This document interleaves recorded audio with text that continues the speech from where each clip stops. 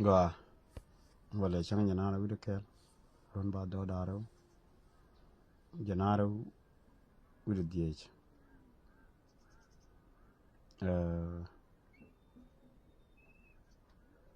len go balari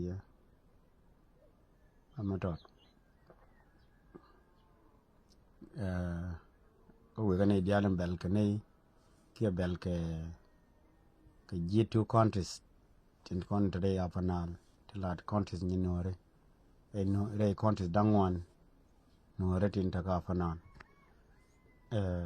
ulang kane nasar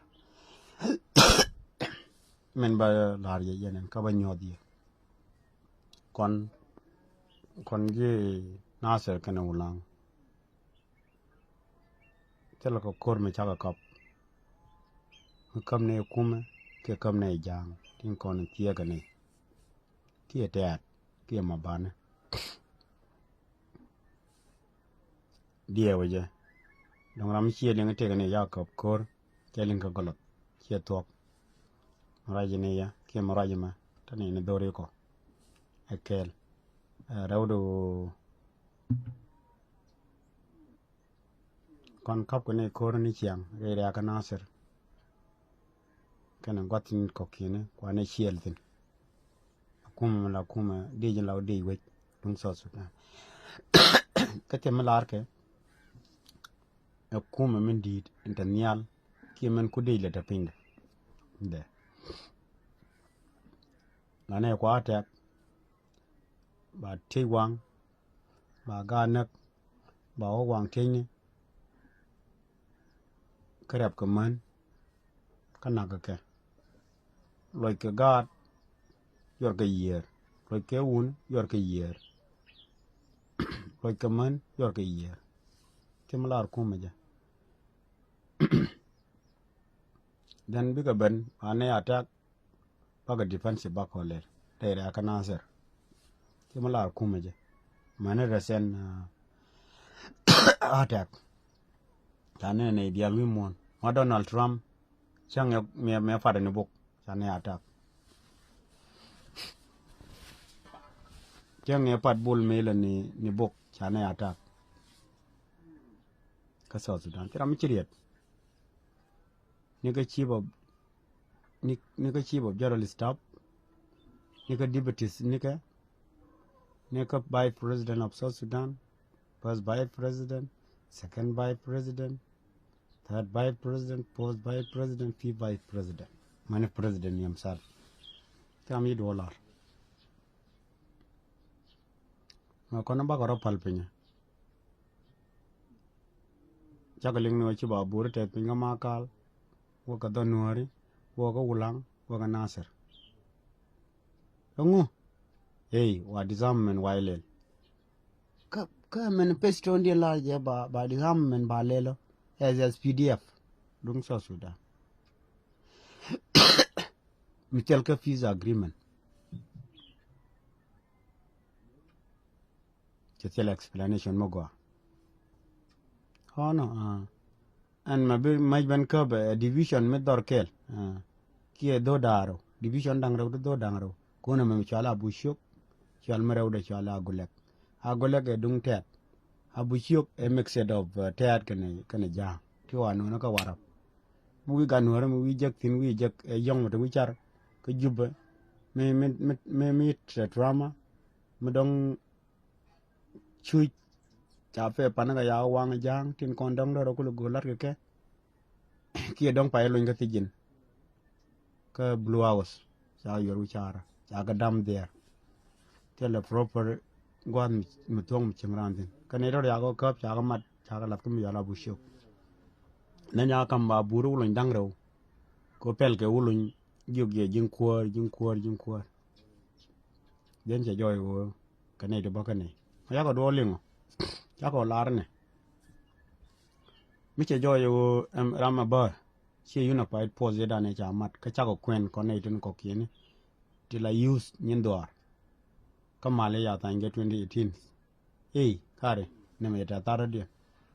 cha ko ro gur cha kai pur ya go gur cha go so jak kon ya go so jak tin ti kan so ka grantee kaman talk ka evident kien to go ka full information ne kien to go cha ko de ne ka address ko kum material ka ne ko tin ko ne kwa ne represent nyal ka both ayu kene government cha kan tell a proper communication mago cha kan tell a good feedback kane cha ko lar ne mình biya ko leng cha ko lar okay mi cha joji tell a good proper tell a good information ka kum na kum da kon chap ko kon chi kon kum kel kon kum so Sudan chi kon ji ayu korodien ka chi kon ji government koroda ko ne diali na lo fin kum so Sudan mani by president men kwane le gore de ne ban ga chiode kon ya ne fin Salva Kiir te ne fin kum dung so Sudan ma che joje no cha ko la di ha ko ya kan chi ne ya tan ka war gang ne ke cha da ka ne dial ka so Sudan mana kon ne ti ko la chal ga wai dam ne to ro cha ka ri jak din kum o ne to ne chi ne ka gore bi ka ben ka ne ko te ko me ban tong ne la yang ja ne ka ne yang ko ti ta gwa me wo ko joje bi barum ana gwa bi kan kong ma tin ma kan ko tu ma kan wi char bi ga yet ma ne to ko kan kum ja no o bi kan bi ne nong yang ti bador ma dong kan ne yang ko ro de na ko wa mun bi na lo ko che lo kon kum ja la ro tel mi jeno ma yen nuore ulang kan na se la widu no bum kan ne ti lo ko mal so Sudan ma long ne mal so Sudan min 2018 up to date mungkin ga de kene ga marpe ke single day ke single hours ka ga la chial ka kam daga ke jeno ko domo wodutin it is 8 hours work der chiwo kwine ne wada ne mal daga do mi chega no ka ga bantiu la University State kana warap chigaro de neck day basis they can walk in looting killing each other and all this kena me mal so Sudan te da kon jafana ko nong ne ko ne te afek mor ko kon ko je joji ken kum je gor be explain go akane ko ken ne gor ba bane le jagne ko kien te dong de ne to dien beling cha ko lar ba mai ko kap dor gar je reason wa lo je no mo ko ne kam ne ko tele ko mo kam ne lakin wo ne ro da kut gan ko ba cha gar ko ben kana le ko ka dong ko la dong man kana dong wune ko gui ne wo ka ba ben ka ma ya dor kel ki do dang ro te ke dio kana ma da so Sudan go me bi ta ngai da ka ne dang ro ne dang dio tin ko ne chal gro di ni ke la kum to ko dong mi cha ma da go de god ko tin ko la ga dor yi ku ta ga ji ku ta ga yu tas to concern us de ka ben de ne ben joga kuma ba ben kamen be ben geje e ka rew dio ngwan di yen mu we ben nyoro do ri kun tram bele do lo nan bui da me cha kris as a use tin kon la use dor kana le cha lok kon ne ko safar ko so Sudan kon use minuari tin ta ga fanal most use tila use lo ka jong le use tila use bentiu ka Unity State choi ko long ka so Sudan wi ko mukta wi gor galat bala ro kamra me ta ka klatri ka ti ga degree kan kuma so Sudan ko la gor ngane ko tribal government ko ino ginan mi chuji ka duk tungwan chinge to jara pale pe mi che joji te ko kum lar je ne bedun ban wo tere du ko kor di du kor ngok ko ngi je tamala daga jim kum na mo kine la raiba ko ne te mu de kum la kane la ne ro da ga tet ko gwan ne tin dori ko chawra pal pin chawra ke ne ko den to ga cham ga ne cham ne fine but ko kum so Sudan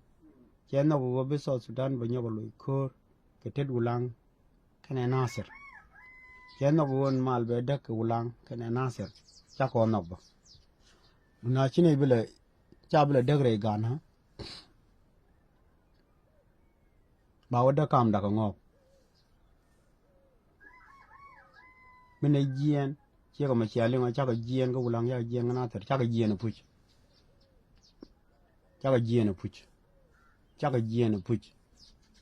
cha ko jien puch ke wodi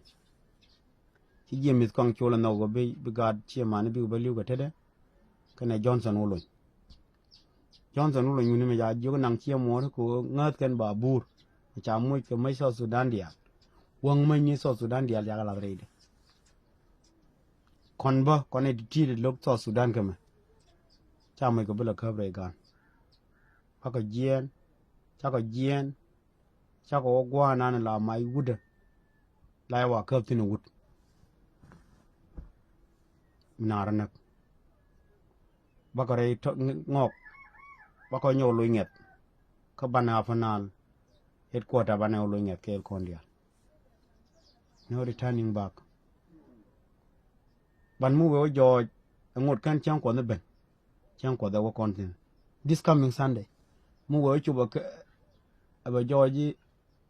inene kan kuma kan withdrawal kan come as PDF bana ranak for really bana ranak ko ino mo kuma we la ne ma cha ko man ma chi wo mo cha ka ba kun bu woni unified post ba ko dore ko kon tel ne ire ko ba mai ko kap mi che joji jen gwande mai de ko to ko kap tin je me to ko 206 ko 206 medan so mai kon kap ko ne ka chwa ne banak umurle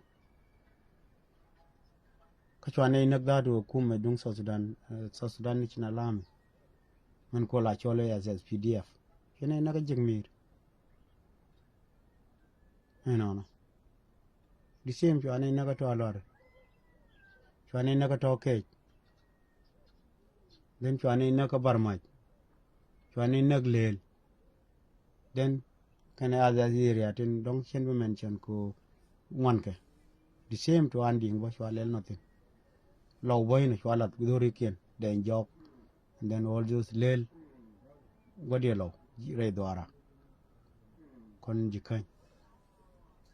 Mr. George ntame kuma South Sudan chakan tele proper communication mugwa kama daga na civilian ke kon civilian South Sudan go ni jiwara balong kana je kwatriane ko kon nuare chi kon civilian kuma we have been used to ba nangane we have been used to go kene ne bot we have been used go tele ne char par kuma South Sudan no eden ne legelat lene ga latin konen titaliatin lakin mite mi cham ke goro la ne special kon use nore cha kon no go didi ha jira mo donken men to ke ni lingo ne cha kon no go rono wala me ken fayro me wona ga fay baken afna albanyo lu nyet cha me ko be kab dori ko kuma mi chine gor mina liu mine liu ka jeng wud jang ki wutet ki wud ma bana mi chiel arabe mai gan ulang kana nasir ba ka fayro without manifesto of peace ye chatan without unified post cha ko no ko bine liu ka yok ba ko liu ka wud jang for really now katare nyok ba wata ko ngok ba wata ko ma bana ba wata ko chuluk tin kon la civilian ngene ke ko marajama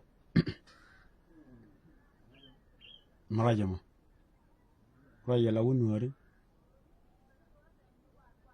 mangany men to ka gwatin kon ala da kuma iba pot cha ko logbo ko malare je ba pot ka dom telaman malare je ba pot ka bure be telaman ena ko unified po je cha mat ka pepa ko ben and then the report can answer the data can answer which my unified post mila South Sudan people defend post then there kon wini there unified post there you can answer no more granty non ne emergency bana bada ni nyu dori ko tramde rodo tramde chak wani rodo ko ne lo ni ko ne ngule kan kuma me mo kam ni yong wichar kon ba chia ka tan te ka warap te ka rombek te ka bor te ka morle la fibor den te ka ruwen yong te ka ruwen ka yong te ka morle ka titani mat ka tab mat ka kwang the same te ka gwan tin kokini ko in dak so Sudan me che use dial ja ka fe chiga to go to dem to go me de kan lat ka so Sudan chiga depressed chiga traumatized kan yong di traumatized wa ka wichar ka juba then mo boga ban mat ka kwang ke bo ban mat ka tap kana yong mata ulang ka yong mata na ser ba kan cha ko to akoni ko cha nung ne yet ne to ne tu wa ka mu wichar ne nung ke de mi cha ngi ke de je dana cha ngi mata ka war jok man tan ni ka man tan ni ma fel and then mangale and all those area then ne aliap ko ba nung ba ban yur te la kore ka je then ba disarmament ba to rew do kon tene ka threat ko guard ko nang kai jaba ni chiang daily basis nagana and then kidnapping abductions lele ka ele pui ba mai ba nya ko to ko ne ka te ram chi ne yet te lok te ya ma ro pe ka chulu te lok te ya ma ro pe ka ma ban and then te lok te ya ma ro pe ka gar tadi ki ati chale ngok and all those din casting ta aro na fana ana mai de ga to gwam te kama shakal din ka kaf ina na okay aka kwa to dora cha ko no ko dora jen gwan cha mala ni ke kum bar jen gwa ye to ko be so Sudan bala so Sudan to ye gurtin 1983 jen do be ka garang kan chi mana no bor ko ba ga Salva Kiir kan chi mana ne bar ga zale ne jene wa na ga bil fam cha ko no ba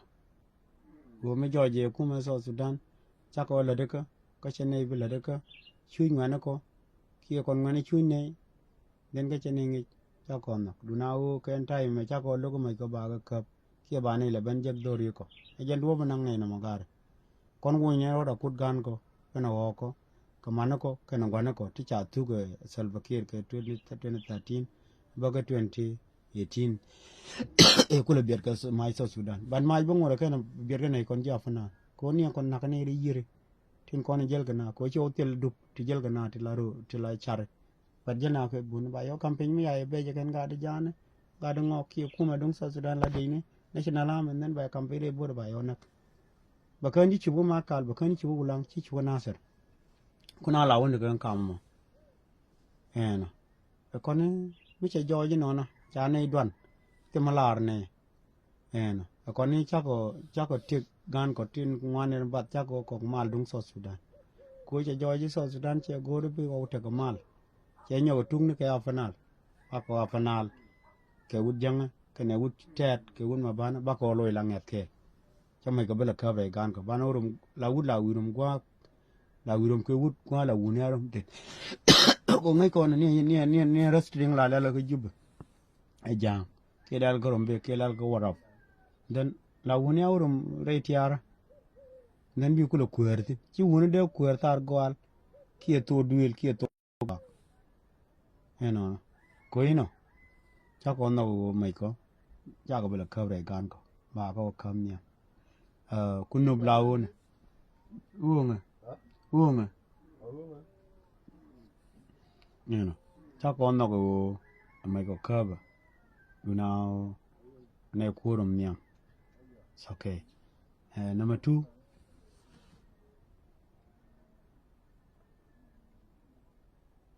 ngok chỉ cần là nọc vào Việt Nam Sudan với nhọc ở đặc nhọc và lồi cor nhọc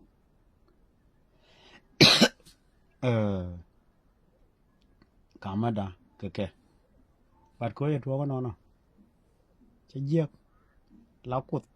ở nhà là mình sẽ ra nó mua giờ đỏ là yam mua giờ cạn và mình bị chăm bé camera hoặc là bây con nó này nhưng có tiền đi giết mình nhọc giết cái ngọc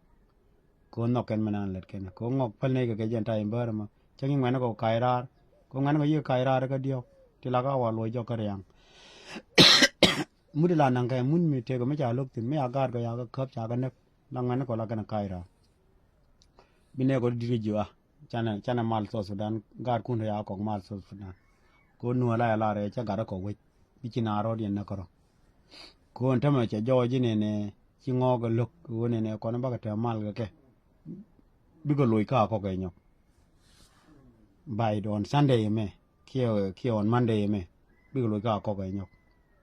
ngam mo ken loy ka ko no chako roda sacrifice u chama ga ben cover gan ko nyok che ga mi to ga to 6 che mi to ga to 13 bana ga to 18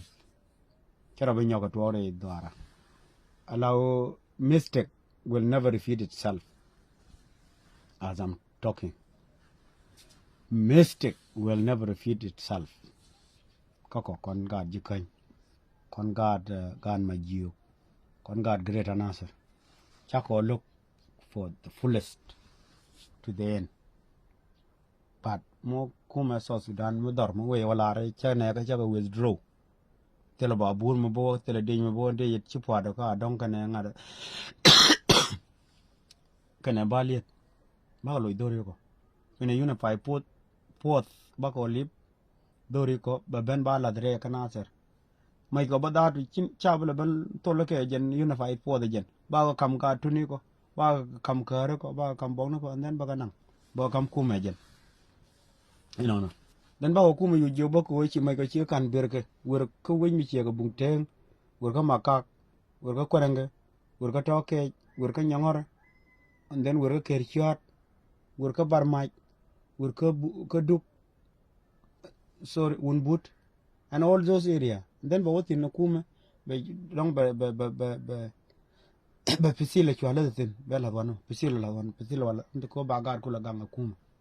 malam nong ne kam ni namo la waidam me che waidam mi kwin min la de ke waidam mi la ram ko gore te go waro de chole waidam lakin chi la waidam ko lo kuma so Sudan ke mi chi wo wi ka juba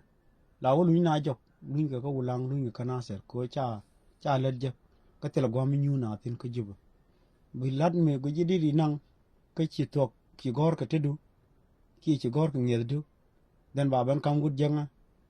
mi chala donc tenen go bog badak tenen go bog baro ka ti ga degree ti ga diploma ti ga bog waro wala de ben jogo ba mai ka ko tele mi chamatino kumno di yanok ka cha gaden ku la da moran ku ji jago go di ta ndoromo men ku ji represent ko kuma kier gwami ki ku ji represent ko kuma afana cha jago be but be kuma kula jal kore ko yo mu yo bar rodu ko ci jangen ko yen dong lieng yen ga jang la putke dena gar ko na ka wanyam ci especially ko kon ji nasar ko wulang dena gar go ka tanyam be kuma so Sudan ba ko ren chine logo no mon ko yo mu rano bar rodu ko che joji che kuma mi tane jang tin ngen ta tenen den ba chol ko tung no ba ju ko chung ni ne kwenema dong beling mo kana ba mo ayo kwena ba jo kon ne ba ko ba ne ka kero dio ngwan di nyora dori ku ba ling ram bi ro da bar ko kum mi tem ba kwenji mu wi mai we yot che tar mai bi la mai chung nyal ba la re je ne itelo ko ba nyong ne yot ji ne no ro mo ne wana ko ro ka ne dor mi te ro mu gam bala da che ban da ko bene ko ngai ne we ne ne bene yan mai kenya ko kuma sa Sudan ni ko leader ne ko ku kan ngo ko mi ci woro ine ni commander mi cha gir wan ko na to ko to chan civilian ko mi ci wo wi rol bu la ku me yadi mi ci wo wi ka community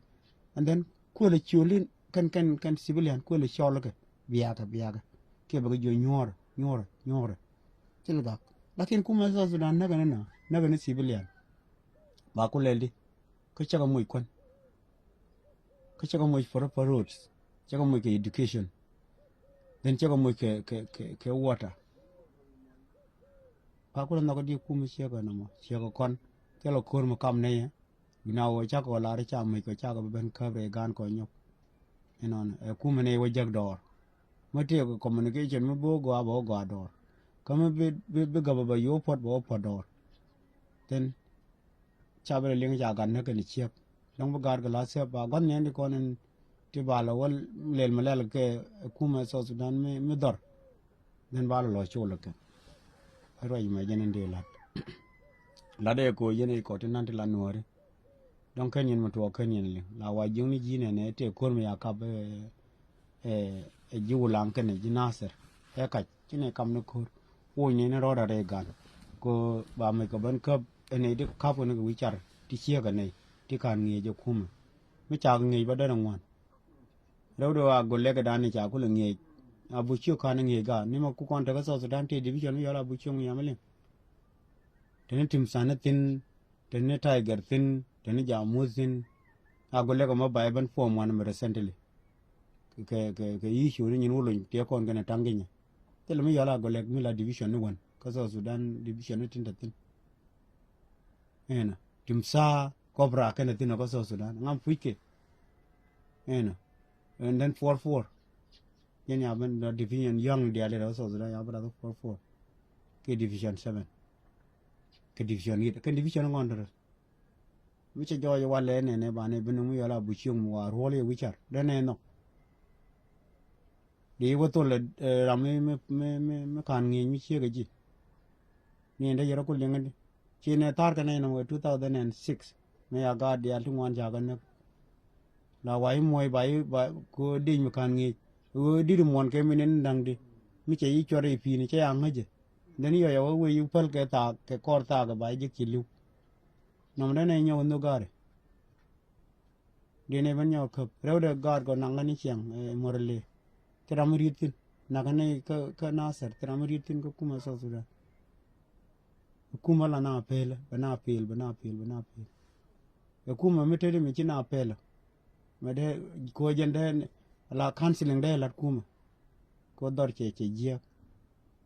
cham tol na ni chiang na geina na bodna na tungwana ti ben bene ko nyalar ta loy kon gad ulang kana nasar tela tin go ke kuma ka kon ken kon ne lo ko roide ba ko nyalar ta loy ko che ne mo ko nyot ba ga nyinga jahanga wala ke 2025 mene tela ulin me bene le joj tela dibaba me bele wur ba musha kan musha ko kora ba longa wud janga ke musha ka pin tela gan chip ko gudi na ko nyal bala ngaje gwan dan dere jija ko bila safety na yar lade tela jad me be kan gan chim ni la ba ban nak civilian ni e kuma dung so Sudan tela gwan ba le jektin mo we ben ka kel e week chi ko ngwana long ri di na mo ma ngadan Salva Kiir kana bol mil ke kong chora le ke wulun tela gwan ben e jektin ko ino no akaba mana urum bu ko kon jagrum mi changa yenene ne te wo idong wo kuma ba mo we te ko ne kwe ye withdraw baga le de bum ko ne ai belong ko withdraw banarum yen ti wa ka wichar ti chi yong bang gwa ma te ba yen bu ni ti ye ba yen ban ka de chi civilian ya ka de civilian ka ga i mon ko na ko chang ni America nyinga Vietnam di hung mi waida mi dung America ne mi rom ke Vietnam waida mi dera goane ko ino no di jin ta ma ka la bit ke biedamo ba ka ye ka ma ka mane lo nya da ma ka la nyop ko dak so Sudan ne tim ne ko ngi ken de ne tim ko mi ngi kum ne mi chene ngi chine betim ba ko la ta loy bu ko 2025 kene chare de ne mal so Sudan daga je bunawo chi kuma so Sudan minong gadien nyal ko bom mi telak de tele position ka de mi dung as felam bul men ngukula manifesto ki grant you ne yandara ko chanon ko wujanga a cho waide ke cho malende